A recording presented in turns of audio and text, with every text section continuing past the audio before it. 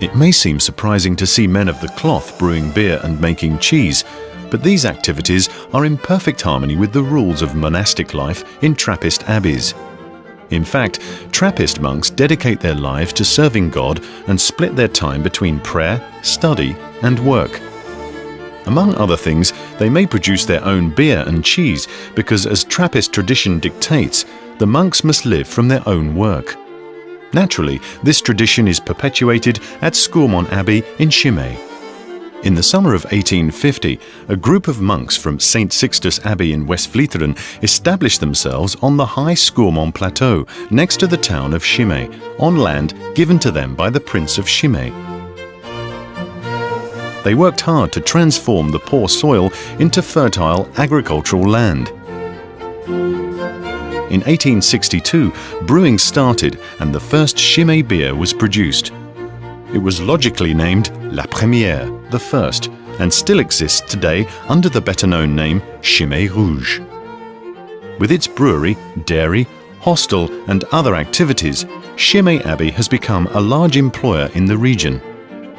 Only 7 beers in the world, 6 of them Belgian and 1 of them Dutch, are able to call themselves Trappist beers.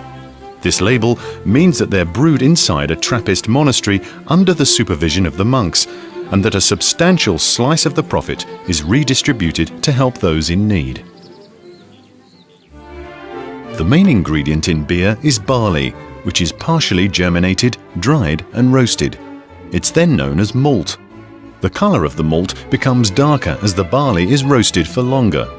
The malt is ground and then mixed with pure abbey water in a vat known as a mash tun. This mixture is brought to various different temperatures at set intervals to enable enzymes to transform the starch into fermentable sugar. It then has to be filtered to separate the spent grains, the husk and residue, from the liquid. At this stage, the liquid is not yet called beer but wort. The spent grain is used as cattle feed by neighbouring farmers. The wort is then boiled, and it's at this point that the hops are added. They are in fact added in 2 batches, the first at the beginning of the boiling process to add bitterness and the second at the end to bring out their subtle aromas. The wort is clarified in a centrifuge to get rid of solid residue, including the hops. It's then cooled before being put in the fermentation vats. Fermentation begins after yeast has been added to the wort. In 1948, Father Theodore developed the yeast that gives Chimay beers their particular flavour. Fermentation takes around 1 week in the abbey's vats, depending on the beer being brewed. During this stage, the yeast transforms the fermentable sugar into alcohol and carbon dioxide. It's at this point that we can start to think of the liquid as beer. It's then clarified, meaning that the excess yeast is separated by centrifuge. It can then start the maturation process in the storage tanks. Once fermentation is complete, the precious brew can definitely be called beer. After fermentation, it matures for 2 weeks in a storage vat at low temperature. It's then taken away on a tanker truck to the bottling plant at Belleux. However, just before leaving, sugar and fresh yeast are added to trigger a second fermentation that will take place in the bottle. Chimay can therefore be considered to be an authentic Trappist beer that has been created by master brewers at the Abbey for 150 years. With the exception of Chimay bottles sent for export, all empty bottles are processed by the brewery's logistics department, which naturally has its own trucks. They collect used bottles when they make deliveries and therefore never run empty. Once they arrive at Chimay, all empty bottles are carefully washed and filled up again. The first stage involves removing the crates from the pallets. This automated operation sorts each crate and each bottle so that they can slot back into the production line. However, human error does creep in, and other empty bottles therefore often find their way into Chimay crates.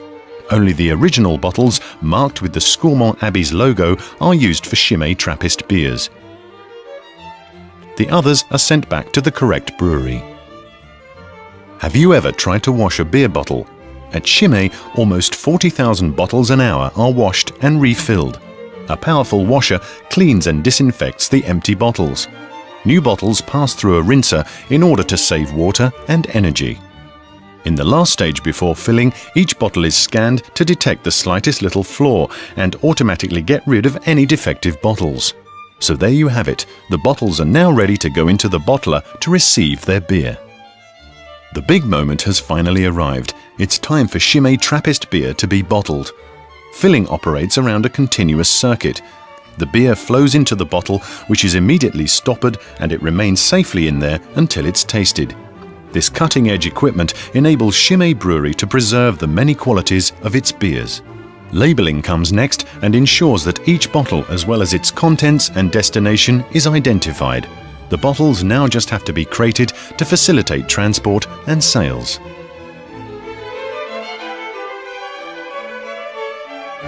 Crates of Chimay beer are not sent out straight away. There's a final stage known as bottle re-fermentation, which is made possible by the sugar and yeast present in the beer.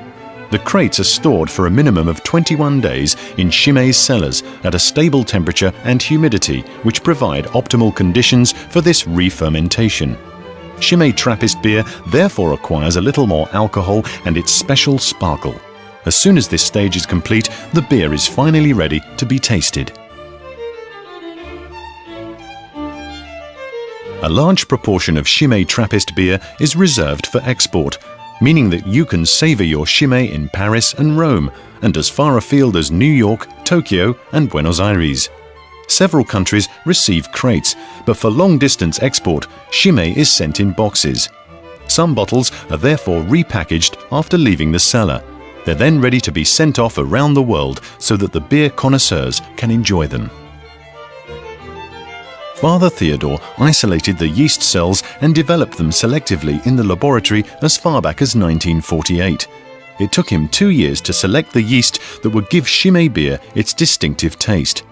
Chimay still has its laboratory, but the tools have changed beyond all recognition. Thousands of microbiological tests are carried out in order to guarantee Chimay beer's consistent quality and taste. The main tests relate to raw materials such as water, malt and hops, the quality of the beer during the brewing process, fermentation and bottling, as well as how well the head holds. However, the mainstay of the quality control process takes place outside of the laboratory and relies on human expertise. Our specialists taste and assess samples every day before the beer is sold. Mouthfeel, aroma and smoothness are all evaluated by their expert palates.